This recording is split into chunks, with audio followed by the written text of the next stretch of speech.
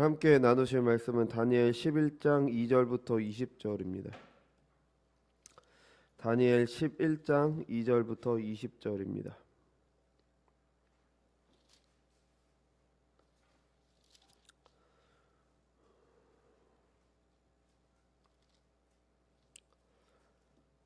오늘은 이 성경 읽으면서 하나하나 봐야 되기 때문에 2절만 읽고 설교하면서 같이 읽도록 하겠습니다. 제 2절 봉독해 드리겠습니다. 이제 내가 참된 것을 내게 보이리라. 보라, 바사에서 또 새 왕들이 일어날 것이요 그 후에 넷째 그들보다 심히 부요할 것이며 그가 부요함으로 강하여진 후에는 모든 사람을 충동하여 헬라 왕국을 칠 것이며. 아멘. 기도하겠습니다. 거룩하고 존귀하신 주님, 은혜와 사랑을 감사드립니다. 오늘도 주님의 날 허락하셔서 공예배로 하나님께 영광 돌릴 수 있게 하신 은혜 감사드립니다. 주님, 저희들 이 자리가 늘 그리스도의 보혈의 공로를 힘입어서 우리가 하나님께 나아갈 수 있게 된 자리임을 감사드리며 늘 사모하는 마음으로 나올 수 있도록 인도하여 주시옵소서. 주님, 또한 이 시간 주님의 말씀 듣는 시간입니다. 이 시간 전해지는 하나님의 말씀을 허투루 여기는 것이 아니라 하나님께서 우리에게 전해주시는 생명의 말씀임을 알고 성령께서 함께 하심으로 그 말씀이 우리 가운데 심겨서 늘 열매 맺는 그런 말씀이 될 수 있도록 인도하여 주옵소서. 감사드리며 사랑이 많으신 예수님의 이름으로 기도드렸습니다. 아멘. 우리는 이제 다니엘서에 나오는 이 네 가지 환상 중에 마지막 환상을 같이 보고 있습니다. 그래서 10장은 마지막 환상을 보기 위한 준비였죠. 그래서 다니엘은 하나님께서 주시는 계시를 깨닫기 위해서 자신에게 소중한 것, 자신이 당연히 누려야 하는 것을 포기하면서 기도를 했습니다. 그리고 성육신 하시기 전에 선지하신 성자 하나님을 만나게 되죠. 그리고 나서 그 결과 죽음과 같은 그런 경험을 합니다. 그래서 이어지는 해석 천사와의 대화에서도 비슷한 경험을 해서 말문이 막혔습니다. 그래서 그 신적인 존재가 손을 대고 또 강건하라 강건하라는 말을 들었을 때 이제 힘을 되찾고 천사가 전해주는 계시를 들을 준비가 되는 겁니다. 그래서 이제 본격적으로 11장부터 이제 계시가 전해집니다. 그래서 모든 신자들이 하나님의 계시를 듣고 깨닫기 위해서는 이런 과정이 필요합니다. 이전에 자신의 모든 것이 죽는 것과 같은 자기 부인이 있어야 하나님의 계시의 말씀, 그 말씀을 깨닫게 됩니다. 왜냐하면 세상의 생각과 전혀 다른 진리이기 때문에 자기를 부인하지 않으면은 이제 이전까지의 내가 완전히 틀렸다는 걸 인정하지 않으면 하나님의 계시를 들어도 이제 알지 못합니다. 그래서 계시를 들을 준비가 된 다니엘이 이제 마지막 계시가 전해지는 게 오늘 본문의 내용이죠. 그래서 1절은 그 11장 1절은 보통 10장에 붙여요. 그래서 2절부터 이제 계시를 전해주는 우리가 읽어본 말씀대로 내가 참된 것을 내게 보이리라 이제 계시를 전해 줍니다. 그래서 이제 쭉 이어지는데 오늘은 20절까지 볼 건데요. 20절까지는 이제 페르시아와 알렉산더 그리고 알렉산더가 죽은 후에 헬라 제국의 이야기를 다룹니다. 우리가 9장이나 할 때 이제 살짝 다뤘던 건데 오늘은 좀 다른 내용들이 이렇게 추가가 됩니다. 그리고 21절부터 35절까지는 그 9장에서도 나왔던 안티오쿠스 4세 있었죠. 그 4세 왕에 대해서 나옵니다. 왜냐면은 이 왕이 좀 교회를 많이 핍박했던 하나님의 백성을 많이 핍박했던 왕이에요. 그래서 굉장히 중요한 그런 인물입니다. 그래서 적그리스도의 전형이에요. 우리가 다음 주에 보겠지만 그래서 좀 자세하게 나오고요. 그래서 이제 35절까지는 그렇게 나오고 36절부터 12장 3절까지는 마지막 때에 있을 일에 대해서 말을 해줘요. 그래서 이게 안티오쿠스 4세로부터 이제 예수님 그리고 마지막 때에 있을 일까지 이렇게 쭉 연결이 좀 됩니다. 그래서 좀 내용이 그렇게 이어지는데 보통 이 부분을 자세히 다루지는 않아요. 왜냐하면 역사적인 내용이 나오기 때문에 설교 중에 다루는 게 쉽지 않습니다. 뭐 무슨 왕이 있었고 무슨 왕이 있었고 이런 내용이 좀 그렇게 설교 중에 다루기는 쉽지 않은데 그래도 하나님께서 주신 계시이기 때문에 우리는 한 절 한 절 좀 자세히 보면서 역사적인 내용도 이제 조금씩 이제 말씀드리려고 합니다. 그래서 오늘은 20절까지 하고 다음 주에 이어서 이제 계속 하려고 해요. 그러니까 말씀드린 대로 오늘 내용은 이제 안티오쿠스 4세 전까지를 다루는 약간 서론적인 그런 내용입니다. 근데 이게 서론이라고는 하지만 뭐 잠시 후에 보시겠지만 좀 굉장히 자세해요. 그래서 아주 구체적인 역사를 다루고 있고요. 헬라의 역사를 안다면 이게 요걸 말하는 거구나라는 게 딱 떠오를 정도로 그렇게 자세합니다. 그래서 성경의 하나님의 말씀임을 믿지 않는 사람들은 우리가 주일 오후에 살피는 것처럼 이제 헛된 일에 힘쓰는 사람들 있잖아요. 뭐 이거는 누가 지었고 이거는 어떻게 해서 이거는 뭐 편집됐고 이렇게 말하는 사람들은 그래서 요거를 예언으로 보지 않아요. 너무 정확하니까 이거는 이 일이 다 일어난 후에 이제 한참 후에 주전 2세기 사람이 다니엘의 이름을 빌려서 쓴 거다. 이게 마카비 가설이었잖아요. 그러니까 이런 주장을 해요. 근데 그러니까 너무 정확하니까 믿을 수 없다 그런 얘기를 하는 거죠. 근데 하지만 성경을 하나님의 계시로 믿는 우리는 이거 예언이라고 보잖아요. 그죠? 왜 이 예언을 이 정확한 예언을 우리에게 주셨는지를 이제 고민을 해봐야 되는 거죠. 2절부터 보면요. 우리가 읽어본 대로 바사는 페르시아 제국이죠. 바사에서 새 왕들이 일어난다고 했잖아요. 그러니까 고레스 이후에 세 명의 왕이 더 있었어요. 뭐 캄비세스 2세, 가우마타, 그다음에 다리우스 1세 이렇게 세 왕이 더 있었고 그 이후에 넷째 왕이잖아요. 이 넷째 왕이 크세르크세스 1세입니다. 이게 에스더서의 아하수에로 왕 있잖아요. 그 왕이 바로 이 넷째 왕이에요. 굉장히 강했어요. 굉장히 건축도 많이 했고 힘을 모아서 여기서 말하는 대로 힘을 모아서 헬라 왕국을 쳤습니다. 그래서 그리스를 공격을 하죠. 그래서 굉장히 포악했던 왕이에요. 그 영화에도 나온다고 했죠. 뭐 다르나네스 해협을 건너려고 이제 무슨 다리를 이렇게 만들었어요. 근데 폭풍이 와서 그 다리가 완전히 파괴됩니다. 그러니까 이 왕이 어떻게 했을까요? 다리가 파괴됐을 때 채찍으로 바다를 300회 채찍질을 했습니다. 바다가 내 말을 안 듣는다고. 그리고 수갑을 던지면서 나에게 순종하더라라고 그렇게 말했던 좀 아주 포악했던 그런 왕이에요. 그래서 그의 아버지 다리우스 1세는 마라톤 전투 아시죠? 그 마라톤 전투에서 패전을 해요. 그래서 그리스한테 지죠. 이 크세르크세스 1세는 그 스파르타의 네오니다스에게 지고 이후에 또 살라미스 해전에서 패배를 합니다. 이게 말씀드렸던 대로 영화 300 그 영화 두 편이 이 두 전쟁을 다루고 있죠. 그래서 그 왕에 대해서 이야기를 하고 있고요. 헬라 왕국을 친다. 네, 그 이후의 왕들은 중요하지 않아서 넘어갔고요. 3절에 보면은 장차 한 능력 있는 왕이 일어나서 큰 권세로 다스리며 자기 마음대로 행하리라.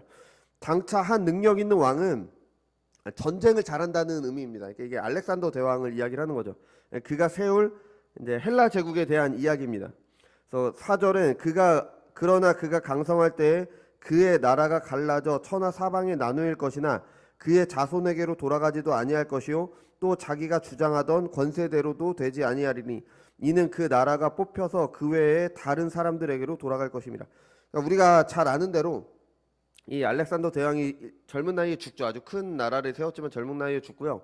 그의 동생이랑 아들이 좀 다스리다가 나라가 결국엔 네 개로 쪼개지게 되죠. 이거는 그걸 말합니다. 신하들에 의해서 나라가 네 개로 쪼개지는 뭐 카산드로스, 리시마쿠스, 셀류쿠스, 포톨레미입니다.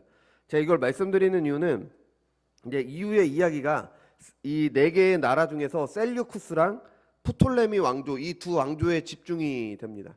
왜 그러냐면 이 두 왕조가 그 이스라엘이 있었던 그 팔레스타인 지역 있잖아요. 그 지역을 이렇게 다스리면서 갔던 왕조이기 때문에 이 왕조에 대한 이야기가 좀 나오죠. 그래서 앞으로 말하는 남방 왕은 이집트 쪽을 중심으로 한 프톨레미 왕조를 말하고요.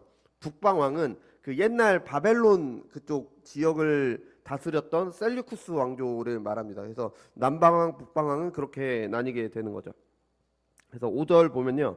남방왕은 강할 것이나 그 군주들 중 하나는 그보다 강하여 권세를 떨치리니 그 권세가 심히 클 것이요. 여기에서 원래 프톨레미가 굉장히 강했습니다. 프톨레미 1세가 굉장히 강했어서 그 셀류쿠스를 세웠던 셀류쿠스 1세도 나중에 처음에는 프톨레미한테 의탁을 했을 정도로 프톨레미가 강했습니다. 그래서 뭐 여러 과정을 통해서 이제 나라가 그렇게 결국엔 네 개로 쪼개지면서 셀류쿠스 왕조와 프톨레미로 나뉘게 되죠. 그래서 말하는 5절에서 말하는 그 군주들 중 하나는 바로 그 셀류쿠스 1세를 말합니다. 그래서 이렇게 나뉠 것을 이야기를 해주고 있고요. 다음에 6절에 보면은 몇 해 후에 그들이 서로 단합하리니 곧 남방 왕의 딸이 북방 왕에게 가서 화친하리라. 그러나 그 공주의 힘이 쇠하고 그 왕은 서지도 못하며 권세가 없어질 뿐 아니라 그 공주와 그를 데리고 온 자와 그를 낳은 자와 그때 도와주던 자가 다 버림을 당하리라. 이게 프톨레미 1세가 그 남방 왕이었잖아요. 근데 그 죽고 프톨레미 2세 아들이죠. 프톨레미 2세가 이제 셀류쿠스와 계속 전쟁을 했어요. 그러다가 이제 프톨레미 2세와 그 셀류쿠스 1세의 손자 안티오쿠스 2세입니다. 그러니까 좀 시간이 지났죠. 둘 사이에 평화 조약을 맺게 돼요. 이 조약이 어떻게 맺냐면 여기서 말하는 그대로입니다. 그래서 그 프톨레미 2세의 딸을 그 안티오쿠스 2세랑 결혼을 시켜요. 그 딸 이름이 베레니스라는 공주입니다. 일단 결혼을 시키는데 그 전에 안티오쿠스 2세는 원래 결혼을 했어요. 라오디케라는 여인과 결혼을 했었는데 이 여인과 이혼을 하고 그 베레니스와 다시 결혼을 한 거죠. 그러니까 그 프톨레미 왕조의 그 베레니스와 결혼을 했습니다. 근데 이 안티오쿠스 2세가 그 이전 부인을 잊지 못한 거예요. 라오디케를 잊지 못해서 다시 데려옵니다. 그러니까 그 라오디케가 어떻게 했냐? 다 암살을 합니다. 여기서 보면은 딸이 화친을 하지만 공주의 힘이 쇠하고 왕도 서지 못하고 권세가 없어지고 공주가 데려온 자 그를 낳은 자 그때 도와주던 자가 다 버림을 받는다. 예, 그걸 말합니다. 라오디케에 의해서 다 독살을 당해요. 그리고 그 여왕 그 딸을 보냈던 그 프톨레미 2세도 결국엔 죽게 되는 거죠. 그러고 나서 이제 그 라오디케의 아들인 그 셀류쿠스 2세가 이제 왕위에 오르게 되는 겁니다. 이게 6절의 내용이 그것을 말을 해줘요. 그리고 7절과 8절은 그 이후의 일입니다. 그러나 그 공주의 본 족속에서 그 죽은 공주 있잖아요. 베레니스의 족속에서 난 자 중에 한 사람이 왕위를 이어받아. 그러니까 형제 중에 한 사람이 왕위를 받습니다. 그러니까 루이가 죽었으니까 당연히 어떻게 될까요? 그거에 복수하기 위해서 북방왕을 칩니다. 셀류쿠스랑 이제 전쟁을 하는 거죠. 프톨레미 3세가 왕위에 올라서 이제 셀류쿠스를 공격을 합니다. 그래서 거의 다 점령을 했어요. 한때 수도였던 안디오까지 정벌을 해서 그 라오디케 있잖아요. 그 자기 누이를 죽였던 라오디케 왕비를 살해했습니다. 그리고 나서 셀류쿠스를 약탈하고 돌아가죠. 이제 다 가져가요. 그래서 페르시아 제국 시대에 이집트가 뺏겼던 여러 가지 우상들을 다 회수하면서 돌아가서 이 프톨레미 3세가 그 이집트에서는 좀 구원자라는 뭐 그런 아주 높은 호칭호를 받게 됩니다. 그래서 건세를 받아 북방왕의 군대를 치러 와서 그의 성에 들어가서 그들을 쳐서 이기고 그 신들과 부어 만든 우상들과 은과 금의 아름다운 그릇들은 다 노력하여 애굽으로 가져갈 것이요. 애굽이 이집트죠. 몇 해 동안은 그가 북방왕을 치지 아니하리라. 그러니까 서로 이 일이 있고 나서 이제 둘 사이에 조약이 맺어집니다. 조약이 맺어져서 이제 뭐 전쟁이 없어지죠. 그 다음에 9절 보면은 북방왕이 남방왕국으로 쳐들어갈 것이나 자기 본국으로 물러가리라. 그럼 그 셀류쿠스 2세가 죽었고 나서 이제 셀류쿠스 3세가 3년 동안 짧은 전쟁에서 죽고 이제 안티오쿠스 3세가 왕위에 올라요. 이제 안티오쿠스 3세죠. 군사적으로 아주 뛰어났던 왕이라서 이제 셀류쿠스를 정벌했던 그 프톨레미 3세 있잖아요. 그 왕이 죽고 프톨레미 4세가 왕이 됐는데 그때 이집트가 좀 불안불안했어요. 여러 가지 이런 정세 때문에 불안해갖고 안티오쿠스 3세가 이때 공격을 합니다. 이때 공격을 해서 이제 팔레스타인 지역과 그러니까 이스라엘 지역이죠. 그리고 이집트의 일부 지역까지 점령을 했어요. 그러니까 아주 많이 점령을 했죠. 그 시기에는 이제 북방왕이 더 강했던 겁니다. 네, 쳐들어가지만 이제 결국엔 자기 본국으로 돌아가게 되죠. 그래서 이제 10절에 보면은 그러나 그의 아들들이 전쟁을 준비하고 힘이 많은 군대를 모아서 물이 넘친같이 나아갈 곳이요 그가 또 와서 남방왕의 견고한 성까지 칠 것이요. 그러니까 이게 그 안티오쿠스 3세가 할 일을 이야기를 해주고 있고요. 그럼 이제는 11절부터 12절은 다시 이제 남방왕의 반격입니다. 그래서 프톨레미 4세가 반격을 해요. 굉장히 많은 군사를 데려갑니다. 뭐 기록에 보면은 7만의 보병, 5천 명의 기병, 코끼리 73마리로 공격을 하고요. 안티오쿠스 3세도 병력이 6만 2천, 그러니까 6천의 기병, 코끼리 102마리 가지고 이렇게 싸웁니다. 그러니까 아주 큰 전쟁이죠. 근데 여기서 보는 것처럼 프톨레미 4세가 이깁니다. 그래서 그 팔레스타인, 그러니까 이스라엘 지역과 그 남부 지역가 어느 정도 회복을 하게 됩니다. 그리고 나서 이제 그 전쟁에서 이기고 돌아왔을 때 신하들이 반란을 일으킨 것까지 진압을 해요.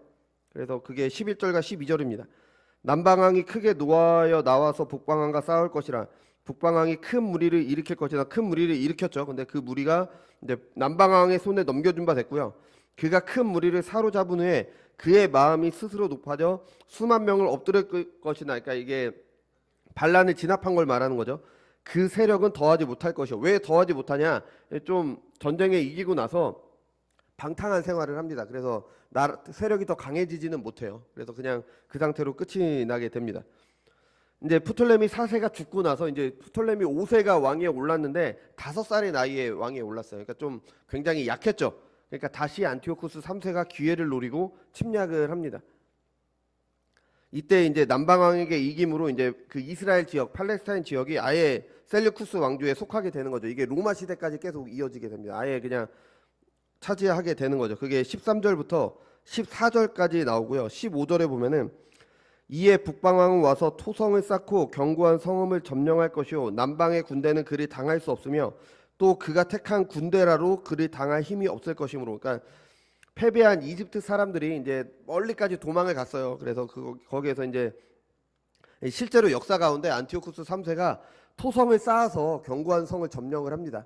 그리고 이집트의 훌륭한 장군이었던 스코파스가 군대를 준비했지만, 그러니까 그가 택한 군대는 이 군대를 말합니다. 이 군대도 이제 당할 수가 없었죠. 그러니까 어떻게 보면 굉장히 자세하게 그렇게 되어 있습니다. 그래서 그 결국에는 셀류쿠스가 그 이스라엘 지역을 그렇게 점령하게 되는 거죠. 그러니까 팔레스타인 지역, 그러니까 가나안 땅은 이집트가 강할 때는 이집트의 지배를 받았고요. 셀류쿠스가 강할 때는 그쪽의 지배를 받습니다. 그러니까 그러다 보니까 사회가 혼란스럽죠. 우리나라도 일제 시대 때 그랬잖아요. 그러니까 일제한테 넘어가기 전에 그 청나라가 강했을 땐 청나라에 붙고, 뭐 일본이 강할 땐 일본한테 붙고, 러시아가 강할 땐 러시아한테 붙고 막 그랬잖아요. 그래서 우리나라 안에도 뭐 러시아 편, 청나라 편, 일본 편이 있었듯이 이스라엘 안에도 그런 편이 있었습니다. 그래서 이집트 편이 있었고 셀류쿠스 편이 있었어요. 근데 이들에 대한 내용이 14절에 나와요. 그때 여러 사람이 일어나서 남방왕을 칠 것이요 내 백성 중에서도 포악한 자가 스스로 높아져서 환상을 이루려 할 것이나 그들이 도리어 걸려 넘어지리라. 그러니까 포악한 자가, 그러니까 외국의 힘을 빌려서 하나님 나라를 이루려고, 그러니까 여기서 환상은 하나님 나라를 말하는 거죠. 그죠? 그러니까 외국의 힘을 빌려서 하나님 나라를 이루려는 사람들이 있었습니다. 그래서 외국의 힘을 빌려서 유다 왕국을 세우려는 사람들이 있었죠. 근데 실패합니다. 그래서 셀류쿠스랑 친했던 사람들은 그 말씀드린 그 이집트의 장군 스코파스 장군이 셀류쿠스와 싸우기 전에 그들이 다 처형합니다. 그 이후에 이제 16절에서 말하는 것처럼 이제 안티오쿠스 3세에 의해서 이제 이 팔레스타인이 완전히 점령당하게 되는 거죠. 이제 17절에 보면은 그가 결심하고 전국에 힘을 다하여 이르렀다가 그와 화친할 것이요 또 여자의 딸을 그에게 주어 그의 나라를 망하게 하려 할 것이나 이루지 못하리니 그에게 무익하리라. 그러니까 이건 뭘 말하냐면, 그러니까 동쪽에서 이제 로마가 견제가 있어서 안티오쿠스 3세가 이집트와 결혼을 통해 평화 조약을 맺습니다. 그래서 안티오쿠스 3세의 딸인 클레오파트라, 그 클레오파트라가 그 우리가 아는 그 클레오파트라가 아니라 이름만 같은 사람입니다. 이 클레오파트라를 프톨레미 5세와 결혼을 시켜요. 그래서 근데 이게 속임수였어요. 어떻게 한 거냐면 그 딸을 이용해서 이집트를 차지하려고 했습니다. 근데 실패를 합니다. 왜냐하면 딸이 아버지를 버리고 남편을 선택해서 그렇게 됩니다. 그래 이게 그 17절에 나오죠. 그의 나라를 망하게 하려 할 것이나 이루지 못하리니 그에게 무익하리라. 그러니까 아무런 소용이 없게 됩니다. 다음에 18절 그 후에 그가 그의 얼굴을 바닷가로 돌려 많이 점령할 것이나 한 장군이 나타나 그의 정복을 그치게 하고 그 수치를 그에게 돌릴 것이다. 그래서 안티오쿠스 3세는 이후에 바다가 맞닿아 있는 서쪽 지역을 그렇게 점령을 해요. 근데 로마가 이제 그리스 본토를 점령하지 말라고 했는데 그것을 무시했다가 그 로마 그리스 연합군에게 집니다. 그때 장군이 코넬리우스라는 장군이에요. 우리가 사도행전에 나오는 고넬료랑 같은 이름이에요. 그러니까 이름만 같은 겁니다. 이것도. 아무튼 뭐 그래서 안티오쿠스는 동쪽으로 피했다가 다시 공격하는데 또 집니다. 그래서 그 결국에는 로마의 신하가 되겠다는 그런 조약을 맺어요. 그래서 수치가 그에게로 돌아가게 되는 거죠. 그래서 19절을 보면은 그가 드디어 그의 얼굴을 돌려 자기 땅 상성들로 향할 것이나 거쳐 넘어지고 다시는 보이지 아니하리라. 그러니까 전쟁에 졌기 때문에 많은 세금을 로마에 내야 됐죠. 그래서 그것을 위해 자기 땅에 있는 여러 제우스 신전들을 약탈하다가 폭도들에 의해서 이제 사망당하게 됩니다. 그래서 20절은 안티오쿠스에 이어서 왕위에 오르는 셀류쿠스 4세에 대한 내용입니다. 그 왕위를 이을 자가 압제자를 그 나라의 아름다운 곳으로 두루 다니게 할 것이나 그는 분노함이나 싸움이 없이 몇 날이 못되어 망할 것이요. 그러니까 세금을 마련하기 위해서 압제자들을 보냅니다. 어차피 로마에 세금을 줘야 되기 때문에.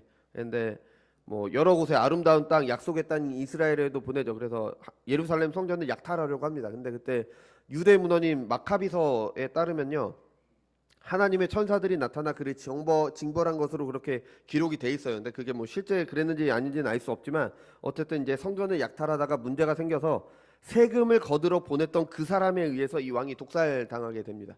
그리고 나서 이제 안티오쿠스 4세가 이 일을 도와주었고 21절에서 보는 것처럼 속임수를 통해 이제 왕위에 오르게 됩니다. 21절부터는 이 안티오쿠스 4세에 대한 이야기죠. 그러니까 뭐 저는 역사를 좋아하니까 이런 얘기가 좀 재밌어요. 그래서 좀 흥미롭게 봤는데, 근데 우리에게는 솔직히 말하면 이게 수천 년 전의 역사잖아요. 그것도 우리나라의 역사도 아니고 뭐 유럽, 터키, 팔레스타인, 이집트 요런 지역, 우리랑 관련 없는 그런 지역의 역사를 왜 알아야 될까요? 그러니까 이게 왜 예언되었고 이게 왜 우리가 이걸 알아야 될까요? 만약에 알 필요가 없다면 하나님께서 계시를 우리에게 주실 리가 없죠. 만약 필요 없는 게 성경에 있다면은 성경이 완전한 하나님의 말씀이라고 할 수가 없는 거죠. 필요 없는 부분이 있기 때문에. 그죠? 우리가 주일 오후에 살피듯이 성경은 완전한 하나님의 말씀입니다. 어느 한 부분도 하나님의 말씀이 아닌 것도 없고 우리에게 필요 없는 부분이 없죠. 그러니까 우리가 살펴본 이 본문은 제가 지금까지 쭉 말씀드린 거를 왜 굳이 다 말씀드렸냐면, 그러니까 우리가 살아가는 이 세상의 모습을 보여주고 있는 겁니다. 그러니까 세상 나라의 현실을 보여주고 있어요. 그러니까 우리가 다니엘서의 앞부분에서 느부갓네살로 대표되는 세상 권력들이 나오잖아요. 그 권력들은 무시무시합니다. 정말 온 세상을 다 차지할 것 같고, 게다가 성도들이 핍박을 하죠. 자신들이 따르지 않으면 살지 못한다고 말을 합니다. 자신들이 정한 규칙을 따르지 않으면 살 수 없다고 신자들이 핍박을 하죠. 그런데 그 나라의 실체들이 우리가 살펴본 것과 같다는 겁니다. 그 권세가 영원하지 않아요. 우리가 봤잖아요. 어떨 때는 여기가 더 세고 어떨 때는 저기가 더 셉니다. 페르시아 그렇게 강했잖아요. 근데 멸망했습니다. 알렉산더 대왕 그렇게 강했잖아요. 근데 죽고 나니까 끝이었어요. 어떨 때는 남방왕이 그렇게 강했는데 몇 해 지나니까 북방왕이 강했습니다. 왔다 갔다 하는 겁니다. 이후의 내용들도 보면은, 그러니까 이리저리로 권력이 왔다 갔다 하는 거죠. 그리고 마치 온 땅을 평정했던 것으로 보이는 안티오쿠스 3세는 또 로마가 나오니까 로마의 신하가 되는 겁니다. 그 세금 마련하겠다고 이리 뛰고 저리 뛰고 하다가 죽게 되는 거죠. 세상 나라의 권세는 영원하지 않습니다. 이걸 우리에게 분명히 보여주고 있는 겁니다. 또 한 가지는 뭐냐면, 세상은 권력을 얻기 위해 수단과 방법을 가리지 않는다는 겁니다. 나오잖아요. 그러니까 암투가 끊임없이 벌어지잖아요. 뭐 딸들을 보내고 딸들이 뭐 이 부인과 헤어졌다가 이 부인이 다시 데려오니까 서로 독살을 하고, 뭐 아들들이 뭐 5살이 되니까 뭐 도와주지는 못하고 서로 공격해서 하고, 뭐 이런 일이 막 일어나잖아요. 그죠? 서로 다른 마음을 가지고 있으니까 가족들까지 이용해서 그들이 원하는 게 바로 권력인 거죠. 권력을 얻기 위해서는 어떤 방법이든 사용합니다. 이게 바로 세상이라는 겁니다. 왜 그럴까요? 그렇게 잡은 권력으로 내가 할 수 있는 모든 것을 할 수 있기 때문에. 아니, 솔직히 말해서 이런 방법으로 내가 권력을 잡았는데, 내가 권력을 잡았으니까 우리나라 백성들을 위해서 내가 힘써야겠다, 내가 희생해야겠다, 이런 사람이 있겠습니까? 아니, 내가 얼마나 힘들게 권력을 잡았는데 당연히 나를 위해서 그 권력을 써먹겠죠. 너무 당연한 거잖아요. 여러분, 이게 세상 나라의 현실이라는 겁니다. 그죠? 아무리 대단해 보여도 영원하지 않습니다. 아무리 좋은 말로 속여도 결국엔 자신을 위하는 거예요. 이게 하나님께서 신명기에서 말한 세상 왕들의 모습인 거잖아요. 그죠? 그런데 사람들은 세상 권력에 의지하려고 합니다. 느부갓네살이라는 커다란 나무에 붙어서 먹을 것을 먹었던 세상 사람들은 원래 그랬잖아요. 그래서 그들을 마치 짐승으로 그렇게 묘사를 했죠. 근데 그래야 살 수 있다고 생각을 하니까. 근데 하나님 나라의 백성, 세상 나라, 세상 권세, 그러니까 하나님 나라의 백성들마저도 세상 나라와 세상 권세를 의지하려고 합니다. 그 14절에서 이야기를 했잖아요. 강한 나라에 붙어서 그들의 힘으로 하나님 나라를 이루려고 하는 거예요. 언약을 이루려고 합니다. 근데 그게 되겠습니까? 뭐 당연히 안 되겠죠. 어쩌면은 그 하나님의 백성이라고 말했던 그 사람들이 바란 나라가 세상 나라와 같기 때문에 그 권력을 이용하려고 했던 겁니다. 하나님 나라가 무엇인지도 모르고 그냥 세상 나라처럼 강한 나라를 원했으니까 강한 힘에 붙어서 하나님 나라를 이루려고 했던 거죠. 하나님 나라는 하나님을 섬기는 나라가 목적인 거죠. 근데 그분들의 목적은 그게 아니었던 겁니다. 강한 나라의 힘을 빌어서 유다를 세워서 그 작은 권세라도 가져보겠다. 그런 목적이니까 이제 세상 나라의 힘을 빌렸던 거죠. 세상 권세는 당연히 힘이 강해 보입니다. 근데 그래서 그것을 의지하면 마치 뭔가를 할 수 있을 것 같아요. 우리 시대에도 그런 권세에 의지해서 하나님 나라를 이루려는 사람들이 있어요. 뭐 있잖아요. 뭐 제가 말은 못하겠지만 뭐 있습니다. 그런 사람들이 목사라는 이름을 달고 정치 세력처럼 자기가 마치 정치인인 것처럼 그렇게 행하는 사람들이 있고, 그래서 뭐 이 나라에서 권력을 잡으려 해서면 자기 힘을 빌려야 된다, 뭐 이렇게 말하는 사람들도 있잖아요. 그런다고 하나님 나라가 이루어지지 않습니다. 교회는 만약에 그렇게 한다면요, 교회는 이용만 당할 뿐이에요. 우리가 본 것처럼 세상 나라, 세상 권세는 자기 이익을 쫓을 뿐입니다. 그러니까 우리가 만약에 그러니까 교회가 어느 정치인을 지원을 해서 그 사람이 뭐 높은 지위에 올라갔다고 해보세요. 그 사람이 그러니까 그 사람이 우리나라를 하나님 나라로 이루겠냐고요? 안 그럽니다. 안 그래요.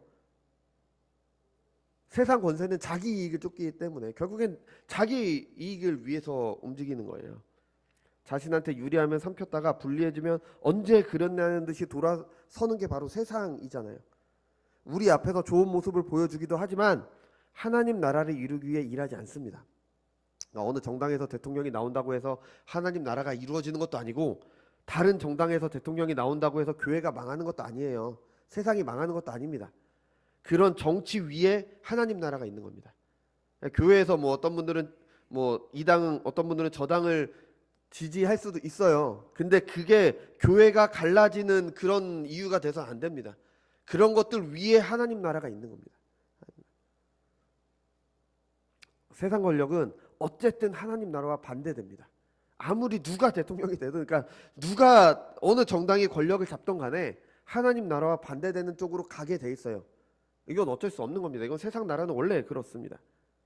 그렇다고 해서 세상 나라가 없어야 된다는 것도 아닙니다. 세상 나라 권세도 하나님께서 주신 거예요. 근데 주신 이유가 하나님 나라를 이루기 위해서 주신 게 아니라 질서를 유지하기 위해서입니다. 왜냐하면 질서가 유지되어야 그 안에 사는 신자들이 그 하나님을 섬기는 삶을 살 수 있으니까. 무질서한 나라, 법이 제 역할을 전혀 못하는 곳에서는 신자들의 신앙생활에도 문제가 생겨요. 그러니까 하나님께 영광 돌리는 삶을 살 수가 없습니다. 로마서 13장이 이것을 잘 말해줘요. 그러니까 모든 영광은, 모든 권세는 하나님에게서 나옵니다. 근데 그 권세에 신자들은 순종을 해야 돼요. 그게 나라의 권세라고 할지라도요. 그 권세를 세우신 이유가 그가 공연히 칼을 가지지 아니하였으니 곧 하나님의 사역자가 되어 악을 행하는 자에게 진노하심을 따라 보응하는 자니라. 그러니까 사회 질서를 유지하는 겁니다. 법을 어기면, 잘못된 일을 하면 그것에 대해 처벌을 하기 위해서 나라가 있는 거예요. 그러니까 그거 하라고 우리가 세금도 내는 거고 나라가 유지될 수 있도록 해주는 겁니다. 그러니까 세금도 내야 되는 거예요. 정당한 만큼 정당하게 세금을 내야지 그 세금 가지고 나라가 운영이 될 거 아니에요.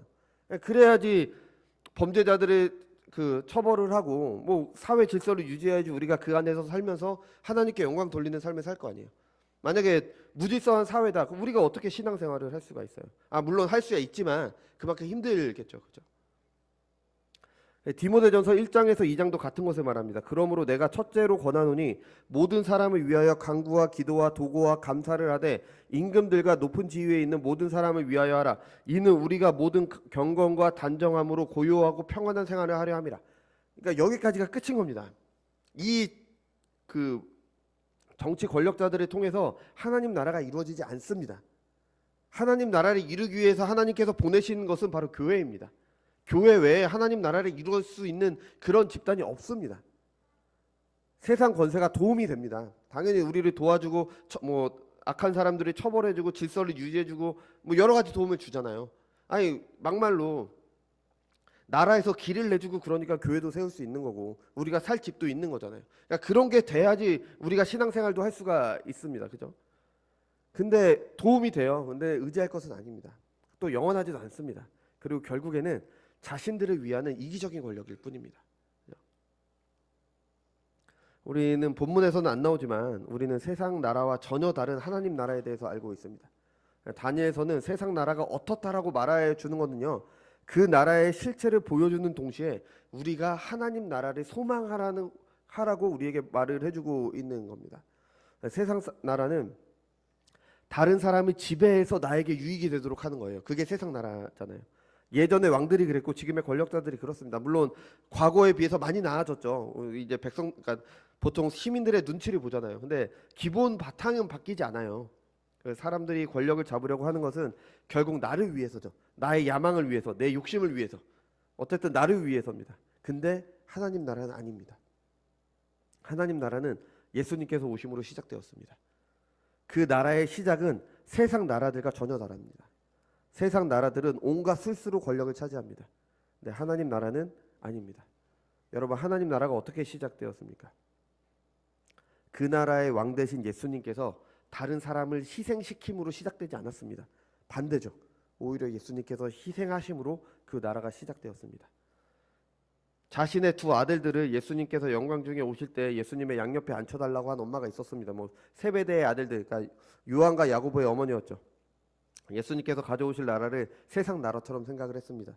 그래서 부와 권력, 명예를 가진 나라, 그러니까 가장 좋은 자리인 예수님 양 옆자리를 원했던 겁니다.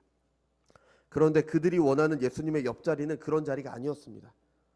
예수께서 제자들을 불러다가 이르시되 이방인의 집권자들이 그들을 임의로 주관하고 그 고관들이 그들에게 권세를 부리는 줄을 너희가 알거니와 너희 중에는 그렇지 않아야 하나니 너희 중에 누구든지 크고자 하는 자는 너희를 섬기는 자가 되고 너희 중에 누구든지 으뜸이 되고자 하는 자는 너희의 종이 되어야 하리라. 인자가 온 것은 섬김을 받으려고 함이 아니라 도리어 섬기려 하고 자기 목숨을 많은 사람의 대속물로 주려 합니다. 아멘. 예수님께서 오신 이유는 섬기기 위한 겁니다. 그 섬김으로 하나님 나라를 시작하셨습니다. 어떤 섬김입니까? 죄인들을 위해 자기 목숨을 내어주시는 섬김입니다. 그 섬김으로 하나님 나라가 시작되었습니다. 하나님 나라는 세상 나라들과 전혀 다릅니다. 아예 시작부터 다르고 아예 존재하는 목적 자체가 다릅니다. 요한복음 10장에서 예수님께서는 자신을 선한 목자라고 하시면서 하신 말씀입니다. 나보다 먼저 온 자는 다 절도요 강도니 도둑이 오는 것은 도둑질하고 죽이고 멸망시키려는 것뿐이요 내가 온 것은 양으로 생명을 얻게 하고 더 풍성히 얻게 하려 하는 것이라. 나는 선한 목자라. 선한 목자는 양들이 위하여 목숨을 버리거니와. 아멘. 이것이 하나님 나라가 시작된 방법이며 하나님 나라의 목적인 겁니다. 죄인들에게 생명을 주시기 위한 나라, 그게 바로 하나님 나라인 거죠. 전혀 다른 목적으로, 전혀 다른 방식으로 시작되고 유지되고 이루어지는 나라가 바로 하나님 나라입니다. 하나님 나라는 어떤 모습일까요? 과연 우리가 하나님 나라를 꿈꾸고 소망하고 하나님 나라가 시작이 됐다라고 그렇게 얘기하는데 이 세상과 전혀 다른 나라라고 하는데 그 하나님 나라는 어떤 모습일까요? 뭐 금길이 번쩍번쩍하고 온갖 보석이 있는 그런 곳이 상상되십니까? 하나님 나라의 본질은 그런 곳이 아닙니다. 물론 뭐 그럴 수도 있겠지만 본질은 그게 아닙니다. 그러니까 하나님 나라를 가장 잘 보여주는 성경이 저는 신명기라고 생각을 해요. 신명기는 이제 가나안에 들어가서 이스라엘이 어떤 나라를 이루어야 하는지를 그 말해주는 율법이 담겨 있잖아요. 그래서 그 율법이 지켜지는 가장 이상적인 나라의 모습이 바로 하나님 나라입니다.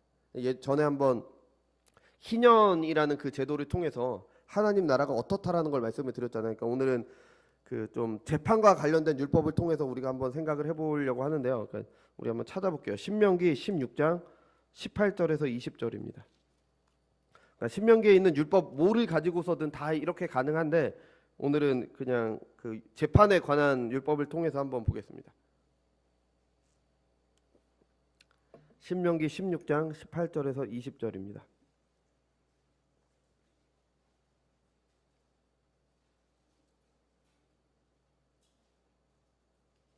신명기 16장 18절에서 20절 제가 봉독해 드리겠습니다. 신명기 16장 18절에서 20절 내 하나님 여호와께서 내게 주시는 각 성에서 내 지파를 따라 재판장들과 지도자들을 둘 것이요 그들은 공의로 백성을 재판할 것이라. 너는 재판을 굽게 하지 말며 사람을 외모로 보지 말며 또 뇌물을 받지 말라. 뇌물은 지혜자의 눈을 어둡게 하고 의인의 말을 굽게 하느니라. 너는 마땅히 공의만을 따르라. 그리하면 내가 살겠고 내 하나님 여호와께서 내게 주시는 땅을 차지하리라. 아멘. 그러니까 재판장들에게 요구되는 것은 공의를 따르는 거죠. 공의는 마땅히 돌아갈 것이 돌아가야 될 사람에게 돌아가는 걸 말하는 게 바로 공의입니다. 그러니까 벌을 받을 사람에게는 벌이 내려지고 그리고 상을 받아야 되는 사람에게 상이 내려지는 게 바로 공의고요. 각자의 노력에 정당한 대가가 돌아가는 게 그게 바로 공의가 이루어지는 겁니다. 근데 우리 사회는 그렇지 않죠. 우리 사회는 불이합니다. 그래서 불공정이 가장 큰 시대의 이슈이기도 하죠. 이와 달리 공의가 이루어지는 사회를 이루기 위해서 재판장들에게 요구되는 게 두 가지가 나오죠. 재판을 할 때 외모를 보지 말아야 됩니다. 그 외모를 보지 말라는 거는 그 사람의 낯을 본다는 겁니다. 그러니까 얼굴을 보지 말라는 거예요. 그러니까 얼굴을 봐서 그 사람이 나랑 좀 친하니까 좀 공정하게, 그러니까 좀 이렇게 봐주고 유리하게 해주고 저 사람은 나랑 좀 덜 친하니까 좀 불리하게 하고 그런 거 하지 말라는 겁니다. 이게 흔히 있는 일이죠. 뭐 우리는 그래도 조금이라도 안면 있는 사람에게 좀 유리하게 해주잖아요. 근데 이게 사소한 일들이라면 괜찮습니다. 서로 이렇게 돕고 사는 거니까 괜찮은데 이게 뭐 정치나 사법과 관련해서 이런 불공정 때문에 불이한 사회가 되는 겁니다. 뭐 학연, 지연, 정치적 상관관계, 경제력, 사회적 지위 때문에 특혜를 받아서는 안 되는 겁니다. 그러니까 그 사람이 누구냐에 따라서 판결이 달라지면 안 돼요. 이러지 말라는 겁니다. 또 다른 게 바로 뇌물이죠. 그러니까 뇌물은 분명히 사람을 움직이는 힘이 있습니다. 그래서 꼭 돈이 아니어도 뭐 돈이나 그런 것이 아니어도 다른 것들도 뇌물이 될 수 있어요. 그러니까 사람들의 인정을 받는 것, 그거는 또 정신적인 뇌물이 될 수도 있는 거죠. 그러니까 사람들에게 인정받기 위해서 아니면 나에게 뭔가 이익이 생기기 위해서 판결을 굽게 하지 말라는 겁니다. 왜냐면 내가 얻을 수 있는 뭔가가 있다면 그게 내 눈을 가리게 돼서 곧게 판결을 내리지 못한다는 겁니다. 나에게 이익이 되는 뭔가가 있다면은 내가 그것 때문에 내 눈이 가려져서 정당한 판단을 못하는 거예요. 그래 당장 이런 일들은 나와 내가 아는 사람들에게 이익이 될 수도 있겠죠. 왜냐하면 내가 도움을 줄 수도 있고 뭐 저 사람들이 나에게 도움을 주니까 이익이 될 수도 있습니다. 근데 넓게 보면은 우리가 스스로 저번에 말씀드렸듯이 우리가 스스로 불이한 사회를 만드는 겁니다. 아니 나는 약간의 뭐 조금의 특혜를 받은 거지만 그 내가 받은 특혜 때문에 다른 사람은 불공정한 대우를 받게 되는 거잖아요. 그러면 그게 계속 쌓이고 쌓이다 보면은 불이한 사회가 되는 겁니다. 그 불이한 사회에서 살아가고 내 자녀가 살아가야 되잖아요. 그러니까 당연히 내가 힘을 가져야죠. 불공정한 사회 속에서 내가 살아가기 위해선 힘이 있어야 되잖아요. 내가 어떤 조그만 힘이라도 있으면 그것을 잃어버리지 않기 위해서 수단과 방법을 가리지 않게 되는 거죠. 그게 바로 우리가 살아가는 세상의 모습인 겁니다. 우리가 살펴본 이 11장의 세상 나라의 모습인 겁니다. 근데 그 반대가 되는 거, 우리가 읽어본 이 신명기 말씀은 너무 당연하잖아요. 당연히 공의가 이루어야 되고 당연히 공정해야 되고 뭐 당연히 마땅히 돌아갈 사람에게 돌아가야 되는 거잖아요.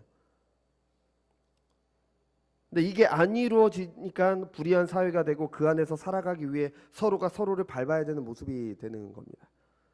그러니까 오늘 본문에서 묘사하는 세상의 모습이죠. 근데 이 신명기의 율법이 이루어지는 사회라면 얼마나 안전하겠습니까? 내가 사회에서 어떠한 힘이 없어도 나는 공정한 대우를 받습니다. 내가 뭐 그러니까 흔히 말해서 백이 없어도 내가 어떤 뭐 나에게 뭔가 뭐 도움은 없을지라도 내가 적어도 내가 손해를 보진 않아요. 억울한 일은 당하지 않는다는 겁니다. 불공정한 일을 당해서 억울할 일이 없죠. 또 그런 일을 당한다고 해도 공정한 재판과 사회제도가 보호를 해주는 겁니다.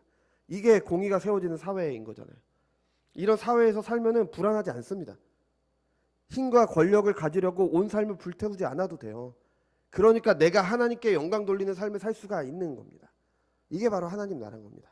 이게 하나님 나라의 한 모습인 거예요. 하나님께서 사람을 창조하신 목적에 따라서 하나님의 뜻대로 다스리는 삶을 살게 되는 겁니다. 왜냐 헛된 것을 쫓지 않아도 되니까. 평생 그것을 얻기 위해서 내 삶을 불태우지 않아도 되니까. 왜냐하면 공정하기 때문에 안전하니까. 이것이 사람을 창조하시면서 복을 주신 사회의 한 모습인 겁니다. 우리가 죄 때문에 잃어버린 낙원의 모습이죠. 우리가 그런 사회가 있을 거라고 상상도 할 수 없잖아요. 지금 우리는 그렇게 공정하고 안전한 사회가 있을 거라고 상상조차 할 수 없는 그런 하나님 나라의 모습이 바로 이런 모습인 겁니다. 여러분 이런 나라에서 살고 싶지 않습니까? 여러분 생존이 최고의 목적이 아니라 너무 안전해서 너무 공정하고 너무 그 안전이 유지가 되니까 하나님께서 나를 창조하신 이유와 목적에 맞게 사람다운 삶을 살 수 있는 나라가 바로 하나님 나라인 겁니다. 그러니까 얼마나 좋습니까? 얼마나 안전한 가운데 하나님을 자유로이 섬기며 살 수 있습니까? 경제적인 이유가 뭐 생존이 선택의 이유가 아닌 내가 하나님께 영광 돌리는 삶을 살기 위해 내가 자유롭게 선택할 수 있는 그런 사회인 겁니다. 사람들은 이제 좋은 나라가 있으면 그 나라에서 살고 싶어 합니다. 그래서 우리나라도 뭐 꽤 괜찮은 나라 중에 하나이지만 뭐 사람들이 가장 부러워했던 나라가 과거에는 아마 미국일 거예요. 우리 어렸을 때 미국의 시민권을 갖는 게 아주 큰 일이었죠. 근데 최근에는 오일머니로 무장한 중동의 나라들을 부러워하기도 합니다. 그래서 뭐 카타르라는 나라에 성인 기준 월 500만 원 기본 소득이 지급이 되고 전 국민 주택 무상 제공, 의료 및 수도, 전기, 교육비 무료, 개인 소득세 면제 등 이제 엄청난 복지 혜택이 있죠. 그러니까 아주 어마어마하죠. 그래서 뭐 국적을 갖기도 어렵고 뭐 그 외에 살기 어렵다는 뭐 여러 가지 문제가 있지만 그 정도로 보장이 된다면은 그 나라 국민이 되고 싶어 하잖아요. 누구나 뭐 이렇게 준대는데 얼마나 좋아요, 그죠? 근데 그런 나라에 산다고 해도 여전히 세상은 다니엘 11장이 묘사하는 그런 세상인 겁니다. 죄인들이 만든 나라이기 때문에 아무리 복지가 좋아도 아무것도 해결되지 않습니다. 여전히 사회는 불이합니다. 힘 있는 사람들은 그 힘을 유지하기 위해, 그 힘을 누리기 위해 없는 사람들이 착취합니다. 없는 사람들은 그 힘을 갖기 위해 모든 수단을 동원합니다. 이런 세상 속에서 우리는 하나님의 백성으로 부르심을 받았습니다. 그의 목숨을 내어주심으로 우리를 구원하셨습니다. 이런 세상 가운데 하나님 나라를 보여주라며 우리를 부르셨습니다. 여러분, 교회는 하나님 나라입니다. 교회는 이런 세상과 달라야 됩니다. 신명기가 말하는 그 모든 율법이 이루어지는 이상적인 나라의 모습을 교회가 세상에 보여줘야 되는 겁니다. 사도행전 2장에서 초대교회는 그걸 보여줬잖아요. 서로 유무상통하고 뭐 서로가 이런 모습을 보여줬잖아요. 그것을 보고 많은 사람들이 교회 안, 하나님 나라 안으로 들어왔습니다. 왜? 그 나라가 그만큼 좋아 보이니까. 우리가 이루어야 되는 나라는 바로 이런 나라인 겁니다. 그런 나라에 산다는 것이 얼마나 행복하고 복된 삶이겠습니까? 우리가 이루어야 되는 나라인 동시에 누려야 되는 나라인 거죠. 그죠? 이게 어떻게 가능하겠습니까? 뭐 다른 방법이 있겠습니까? 계시의 말씀을 알게 하시는 성령에 따라 행하는 것 외에는 다른 방법은 없습니다. 세상 사람들은 점점 하나님 나라를 상상도 하지 못합니다. 우리가 사는 세상에서 하나님의 율법이 이루어지는 세상은 상상도 하지 못합니다. 근데 이거는 오히려 교회에게는 기회입니다. 사람들이 상상조차 할 수 없는 그런 나라를 교회가 이루어 나가는 겁니다.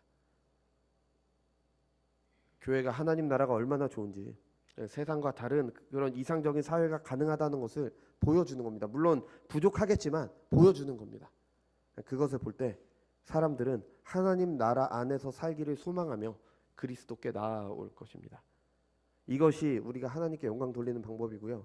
이게 하나님 나라를 확장하는 게 바로 요겁니다. 아니, 세상은 이렇게 불의한데 우리만 그렇게 살 수 있습니까? 아니, 세상은 이런데 우리만 그렇게 살면 손해보지 않겠습니까? 우리만 좀 불리하지 않습니까? 살 수 있습니다. 다니엘이 그렇게 살았습니다. 다니엘서가 그걸 보여주고 있는 거예요.